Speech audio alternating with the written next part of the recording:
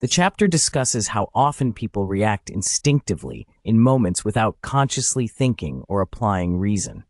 Our default behaviors tend to make situations worse rather than better. Common examples given include lashing out when slighted, assuming malicious intent from others, becoming frustrated or impatient, and escalating passive-aggressive behaviors. In these moments, our brains are hijacked by biological impulses rather than conscious thinking.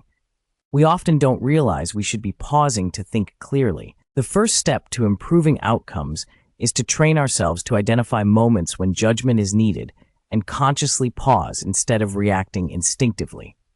This takes effort to counterbalance hardwired biological defaults. Mastery over ordinary moments through clear thinking is critical for success, as these moments determine our future position and options. Reacting without reason makes every situation worse by damaging relationships and productivity. The passage discusses how biological instincts and defaults can drive human behavior without conscious thought, often in unhelpful ways.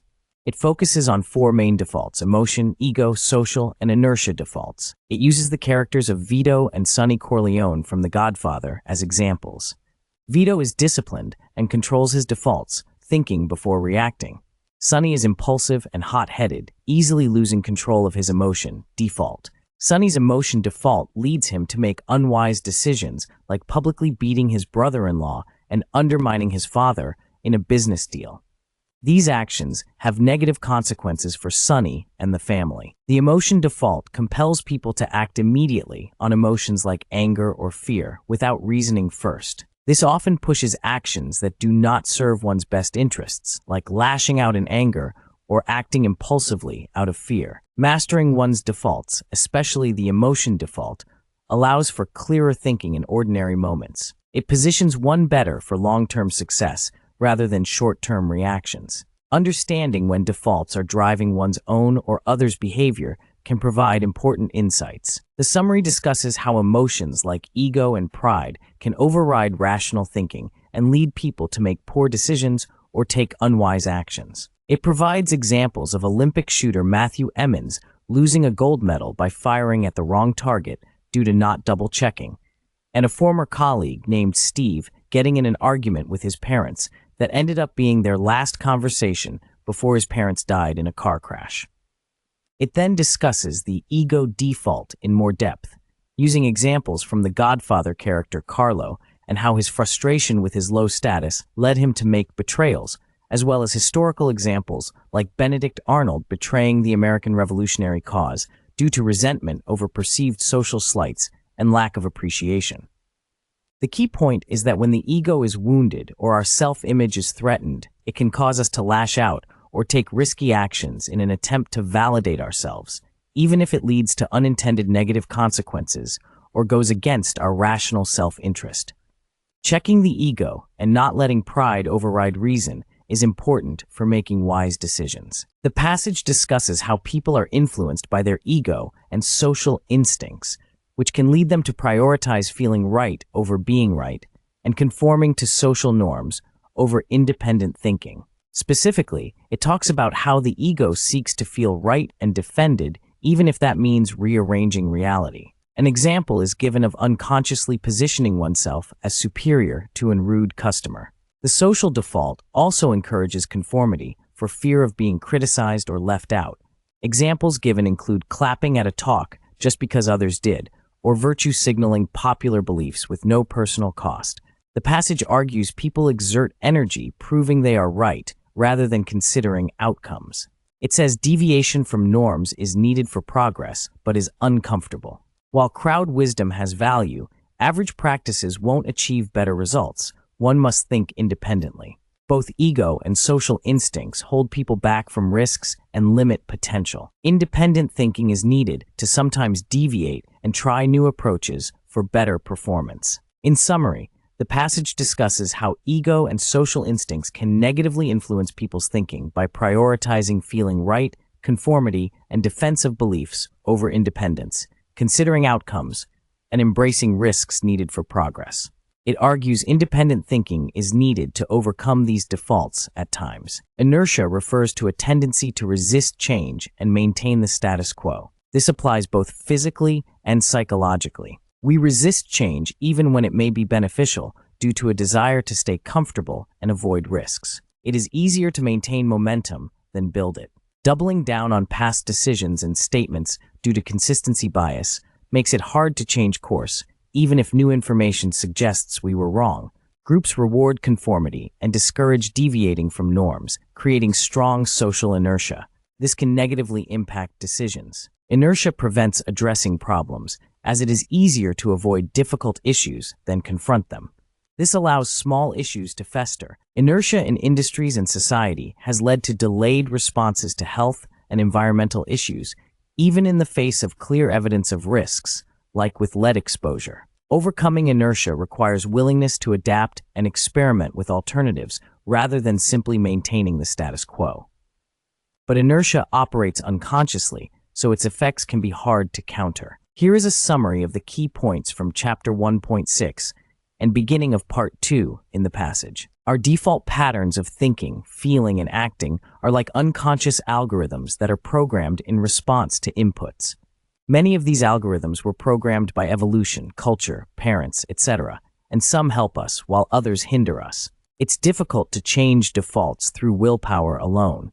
A better approach is to intentionally create an environment where the desired behaviors become the default behaviors, such as joining groups where those behaviors are common. Building strengths like self-accountability, self-knowledge, self-control, and self-confidence can help counteract defaults and negative influences. Self-accountability means holding yourself responsible for developing your abilities, managing weaknesses, and using reason to govern actions. It's important not to rely only on external rewards, punishments, but to hold yourself internally accountable. Lacking self-accountability can lead to running on autopilot and blaming others rather than taking responsibility.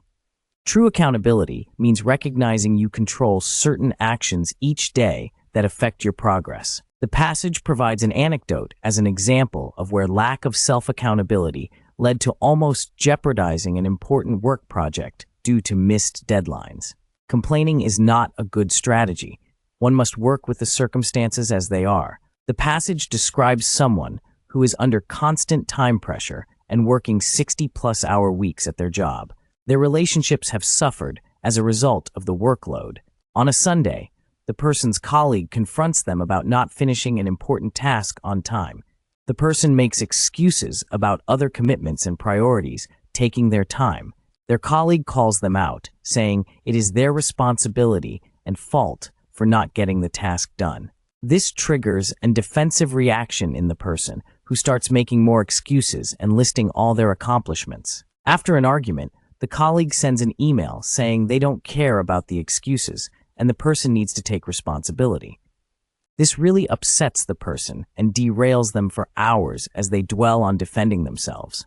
The passage reflects on how putting energy into defending one's ego prevents moving forward productively. It's better to accept responsibility and focus energy on solving problems rather than making excuses. The person was called into their mentor's office to discuss an outcome they didn't agree with. The mentor implied they wouldn't go far without learning self-accountability. On the way out, they realized facing reality is hard, and it's easier to blame things out of your control than look inward. However, complaining is not productive and distracts from solving problems. They will need to look inside themselves honestly, assess what they contributed to the outcome, and update their way of doing things. The implication from their mentor was clear. Without self-accountability, they won't advance very far. Self-control is the ability to manage emotions and impulses and not let them dictate your actions and decisions. It allows for reason and judgment to take precedence over instinctive reactions. Knowing your own strengths, weaknesses, defaults, abilities, and limits is important for countering your emotional and impulsive tendencies. If you don't understand your vulnerabilities, they can be exploited. Self-confidence comes from developing skills and abilities over time through practice and experience. It provides resilience when facing challenges or negative feedback. Confidence is strengthened by having an internal dialogue that reminds you of past difficult situations you overcame, rather than focusing on doubts. Changing self-talk can alter mindset and behaviors. Confident people are willing to acknowledge weaknesses and ask for help when needed. They aren't afraid of facing reality or the opinions of others. Accepting hard truths is a sign of strong self-confidence. The passage discusses the importance of facing reality and being honest with oneself, even if it means admitting mistakes or failures.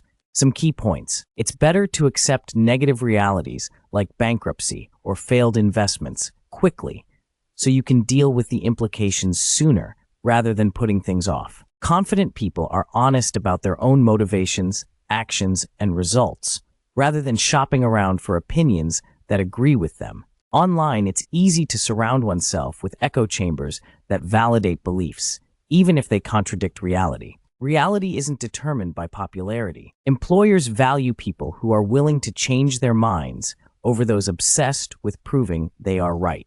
Being right requires willingness to change perspectives. Admitting mistakes takes courage, but is a sign of strength, not weakness. Facing reality allows one to adapt and improve. Two examples are given of how self-knowledge, confidence, control, and accountability work together, leaving a stable career and implementing safeguards against social pressure. Overall, it's about having the strengths to face hard truths confidently and take responsible action. The passage discusses the importance of setting high standards in order to achieve exceptional outcomes. It emphasizes that our surroundings influence us, and we tend to unconsciously adopt the attitudes and behaviors of the people around us. Therefore, it is important to carefully choose who we surround ourselves with. The passage uses examples like the New England Patriots and their high standards under coach Bill Belichick. It also discusses how the best leaders, teachers, and performers expect more of others and hold very high standards. Low standards often come down to a lack of commitment to excellence. The passage advises raising standards both for others and oneself. It suggests looking to masters of various fields as exemplars of excellence whose work embodies very high standards. Overall, the key message is that exceptional results require an exceptional level of standards, so we must be diligent about continually raising the bar for both our own work and the work of those around us. Exemplars are role models whose behavior you consciously choose to emulate rather than relying on chance. Studying and adopting the good qualities of exemplars can help you transcend your inherited standards and raise the bar for yourself. The author recommends creating a personal board of directors made up of exemplars from different fields, both living and dead, or real and fictional. They should exemplify attributes you want to develop. Interacting with living exemplars, even indirectly through interviews and speeches online, allows you to learn directly from masters in their own words. This gives unprecedented access to the smartest people who have ever lived. Imagining your exemplars watching you helps set higher standards for your own behavior and decision-making. It provides an ideal to strive towards rather than seeing yourself in competition. Small improvements each day are the goal. Learning from exemplars builds a repository of good behavior, a database of situations and responses that can serve as your baseline instead of merely reacting. This allows for more reasoned, thoughtful responses guided by outliers. Here are the key points about knowing your weaknesses. We all have inherent biological weaknesses like hunger, thirst, fatigue, emotions, etc. that can impair clear thinking. We also acquire weaknesses through bad habits that develop over time when the negative consequences are delayed. Whether inherent or acquired, weaknesses will control our lives if left unmanaged.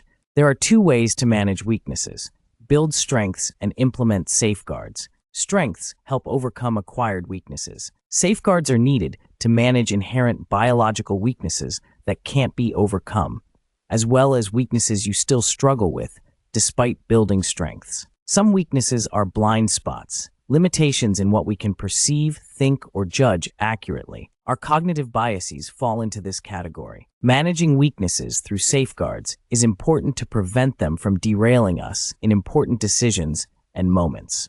Knowing your weaknesses is the first step to putting effective safeguards in place. Our cognitive biases were developed through evolution to promote survival and reproduction, such as following the group and acting quickly with limited information. While these had survival value in prehistoric times, they can now lead to errors in judgment. It's not enough to simply be aware of our blind spots. We need to actively take steps to manage them. Our perspectives are limited, and it's easy to fool ourselves about our own weaknesses. Safeguarding strategies can help protect us from acting on our cognitive biases and falling prey to our blind spots. Some strategies discussed include implementing rules to avoid decision-making under unfavorable conditions like stress, creating rules and checklists for ourselves, shifting our frame of reference, and making invisible influences more visible. The story of the USS Benfold illustrates how the commander recognized his own blind spots by looking at things from his crew's perspective. Small actions like waiting in the food line with sailors help transform the culture and performance of the ship. The key message is that while cognitive biases and blind spots are hard to fully overcome, we can implement safeguarding techniques to minimize their influence and make better, more informed decisions. Self-awareness of limitations and considering different perspectives are important skills as well. Here are the key points about using rules and creating friction to influence behavior below the level of consciousness. Rules can help automate behavior and make it easier to achieve goals in a consistent way without relying on willpower and constant decision-making. Rules bypass individual choices. Personal rules are respected by others in a way that individual decisions are not. People will generally accept your rules as part of who you are without questioning them. Setting rules regarding behaviors like eating, exercising, work habits can help overcome weaknesses and environmental social influences that might otherwise derail goal pursuit. Creating friction or increasing the effort required for undesirable behaviors makes the desired behaviors the path of least resistance. This can protect priorities and goals from being sidetracked by more tempting but less important tasks. Adding friction, like restricting email access during work hours, ensures the behaviors most important to goals and priorities get the best of one's time and effort rather than being put off in favor of easier distractions. Friction helps bypass weak willpower in the moment. Rules and friction take advantage of how behaviors are largely automatic and influenced by environmental cues and ease of various options to help ensure goals are met through automatic processes rather than constant conscious effort and decision-making. The passage discusses strategies for safeguarding yourself against acting in ways you don't want to or making decisions you may later regret. It suggests putting guardrails or rules in place to slow yourself down and question your motives in moments where your defaults may override your better judgment. Specifically, it recommends setting automatic rules like not agreeing to things over the phone without time for reflection, using checklists to force yourself to slow down, think through your goals and what's needed to achieve them, shifting your perspective by considering how others see the situation and asking them what you may be missing from your viewpoint. Handling mistakes by openly examining what went wrong rather than making excuses in order to learn from mistakes rather than repeat them. The key ideas are being aware of when your intuitions or habits may steer you off course, putting systems in place to check yourself, gaining different perspectives, and addressing problems transparently rather than defensively to foster improvement. The passage describes the 4 steps to making effective decisions. 1. Define the problem. 2. Explore possible solutions. 3. Evaluate options. 4. Make a judgment and execute the best option. Simply choosing from options without conscious thought and evaluation does not constitute a decision.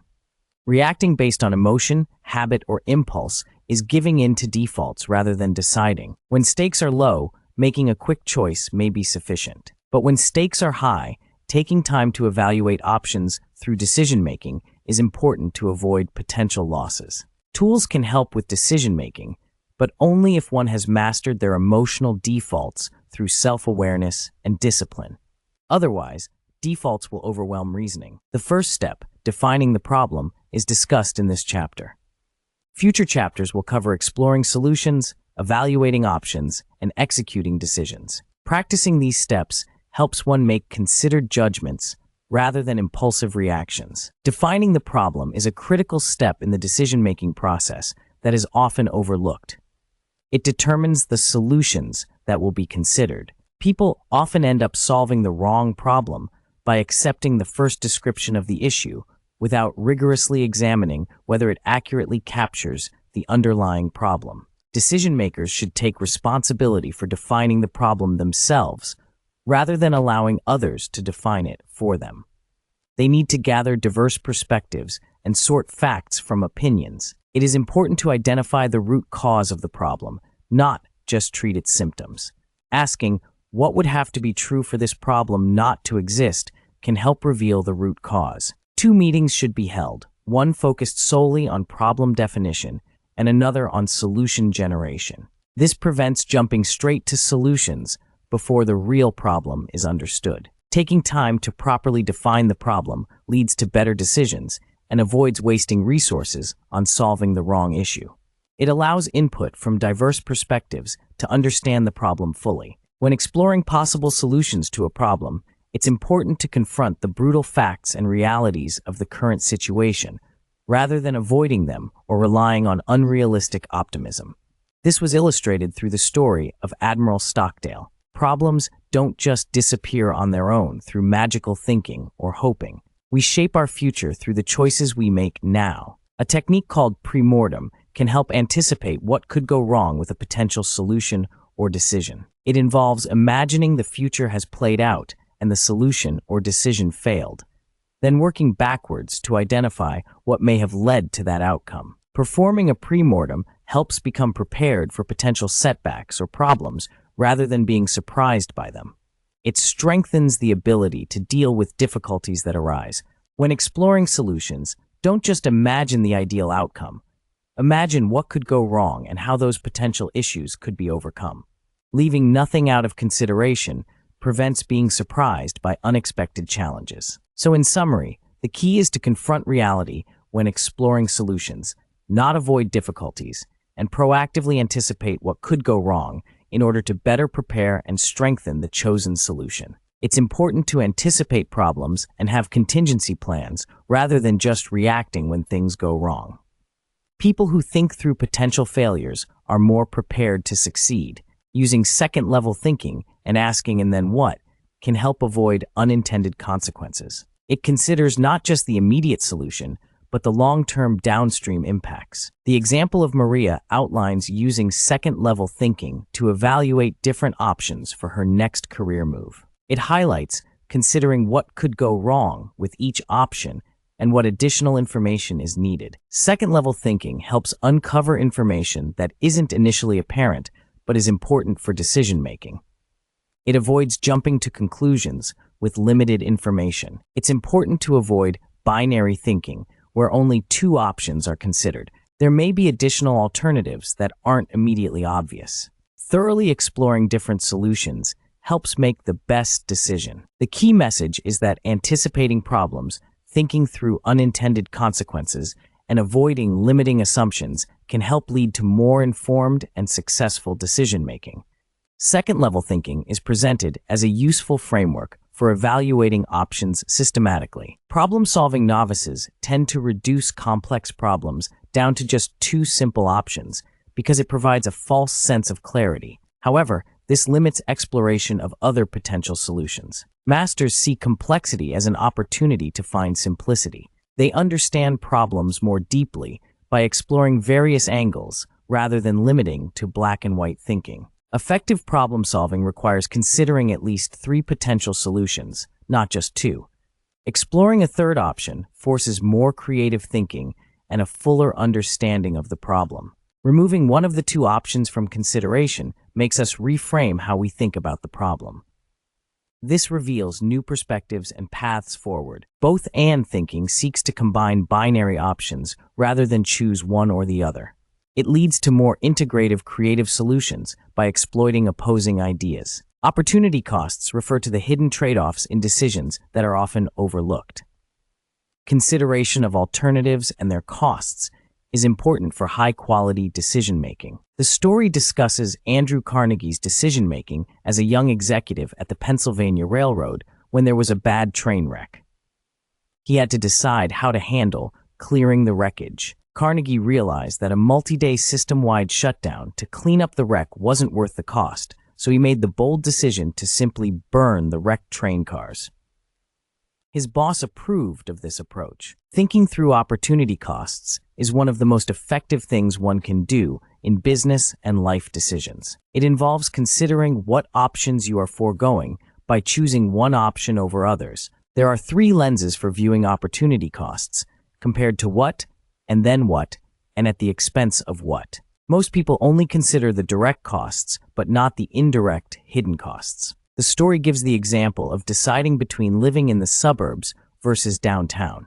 Considering just monetary costs ignores opportunity costs like longer commute times, taking away from family time. Proper evaluation criteria for options should be clear, promote the goal, and pick one decisive option over others to avoid ambiguity. Criteria influence the quality of decision-making. Criteria for decisions and evaluations should be clear, decisive, and goal-promoting. Oftentimes, inertia leads people to rely on past criteria that are no longer relevant. Decisions should not be made solely based on negative criteria of what people don't want. Positive criteria of what people do want leads to faster decisions. The most important thing to identify is the single most important criteria, not a list of many variables. Communicating this allows others to make decisions. Managers may enjoy being the sole decision maker, but this puts a ceiling on the team.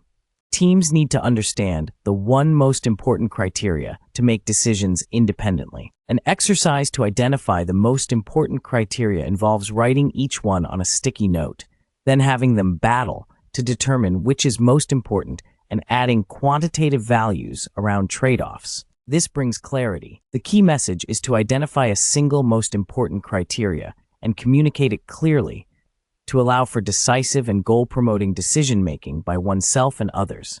The passage discusses the importance of having high-quality, relevant information when making decisions. Some key points. It's important to clearly define your decision criteria and what factors are most important before gathering information. This helps focus your search on what's truly relevant. Most information is irrelevant. Knowing what to ignore is key to not wasting time. Focus on variables that probabilistically matter for the decision. Get information that is high fidelity or close to the original source to avoid biases and filters.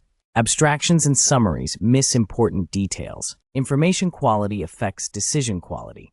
Higher quality inputs lead to better decisions. The person closest to a problem often knows it best, but lacks broader context. Getting their first-hand perspective, combined with a wider view, is ideal. As information moves up organizations, it tends to lose quality from multiple filters and filters. Direct sources are preferable to avoid distortions. The overall message is to focus on gathering accurate, first-hand information on the most important factors in order to make high-quality, well-informed decisions. The passage discusses the importance of obtaining high-fidelity, hi-fi information for making good decisions. Hi-fi information comes directly from the source without being filtered or obscured. It describes how General George Marshall would go directly to the source, like sending people to the front lines, to understand problems fully and get unfiltered information. This allowed him to make better decisions. Some ways to ensure obtaining hi-fi information include running experiments, evaluating information sources' motivations and incentives, asking questions that elicit detailed rather than yes-no answers, and getting information from experts with direct knowledge and experience. The key message is that decision makers need unfiltered, first-hand information to understand situations fully and make well-informed choices. Indirect or filtered information is less reliable. When seeking expert advice, look for someone who recently solved a similar problem to yours, not someone who addressed it many years ago. Recent experience gives more relevant, specific insights. Experts can help clarify information and speed up problem solving. Even one expert's advice can cut through confusion and identify promising solutions or dead ends. The author learned the value of expert advice while coding at an intelligence agency where problems were unprecedented and Google was banned. Getting help from someone who had faced a similar technical issue saved weeks of being stuck. To recruit experts, show you've meaningfully engaged with the problem. Clearly define your request, recognize their time expertise, ask how they think rather than what to do, and follow up on progress. Experts enjoy helping when it makes a difference. Beware of imitators who claim expertise but lack depth of knowledge and flexibility in explanations. Real experts are passionate and can address questions from various angles, while imitators get frustrated when challenged. Verify someone's credentials before taking their advice. Experts can openly discuss both their successes and failures, as they view failures as part of the learning process. Imitators are less likely to admit mistakes to protect their image. Experts understand the boundaries of their knowledge, what they know and don't know. Imitators don't have this self-awareness and can't identify when they are exceeding their level of expertise. Popularizers are good at communicating ideas to a wide audience, but are not necessarily experts themselves. People often mistake popularizers for experts. To distinguish experts from imitators, consider who has actual expertise in the subject matter versus who made it popular. The person with real expertise may not be the most well-known. When making a decision, consider how reversible and consequential it is. Highly consequential, irreversible decisions require more research, while low-consequence, reversible decisions can be made quickly. For low-stakes decisions, act as soon as possible to avoid wasting time. For important, irreversible decisions, gather more information and act as late as possible to avoid mistakes. When making urgent, life or death decisions, slow down your thinking to avoid jumping to the most obvious conclusion without considering other possibilities. When failure is cheap, the speed of decision-making matters as much as the decision itself. But when failure is expensive, it's important to gather more information before acting. Defaults can discourage action if you don't resist them. People often hold on to failing jobs, relationships, or investments too long by gathering more information past the point of diminishing returns. Engineers tend to be highly risk-averse and gather too much information before deciding.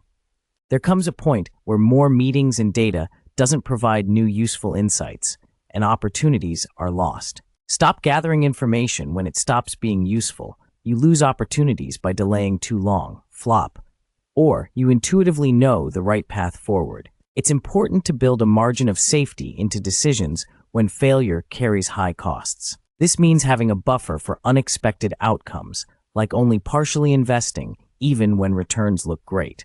The long-term capital management hedge fund collapsed after building up huge losses, which could have been avoided with more caution. Maintaining optionality and avoiding worst-case scenarios is important when the stakes are high. The passage discusses the importance of having a margin of safety when investing or making decisions about the future. It uses the examples of LTCM's failure in 1998 and Warren Buffett's investing approach. Having a full margin of safety means being prepared for outcomes that are twice as bad as the worst-case scenario you anticipate. This provides a cushion against unknown unknowns and changing circumstances. Engineers build in large margins of safety into structures like bridges to account for uncertainties about traffic, materials, and the future. You can reduce your margin of safety if you have extensive expertise and data about a low-risk situation. But it's always wise to avoid overconfidence in predictions. When gathering information about multiple options, it's best to take small, low-risk steps with each one through bullets before cannonballs.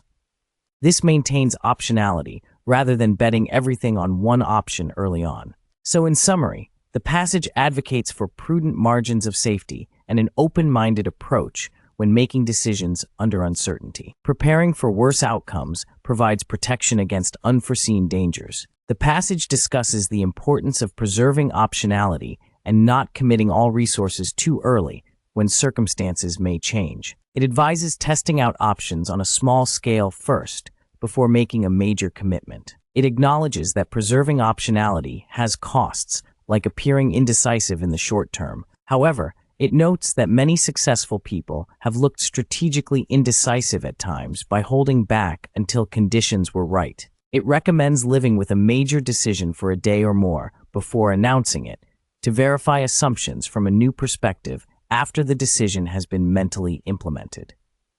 This reduces the risk of regretting a hasty decision. Execution fail-safes are discussed as a way to ensure a decision is carried out as intended, even when faced with factors that could impair judgment, like fatigue. Examples given include setting clear tripwires or criteria for aborting a plan, empowering others to make calls if impaired, and tying one's hands to prevent rash changes of course. In summary, the passage advocates testing options cautiously, preserving flexibility, living with decisions before committing fully, and implementing safeguards to ensure plans can adjust or abort if needed to achieve true objectives. Preserving optionality is portrayed as a strategic virtue, not a vice, when done deliberately. It is important for decision-makers to learn from both their successes and failures in order to improve their decision-making over time. However, people tend to attribute successes to their own abilities, efforts, and failures to external factors due to self-serving bias. When evaluating past decisions,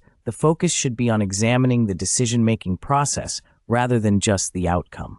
A good process does not always lead to a good outcome, and vice versa, due to uncertainty and external factors beyond one's control. Coach Pete Carroll made a controversial call in the Super Bowl to pass instead of handing the ball off, which backfired.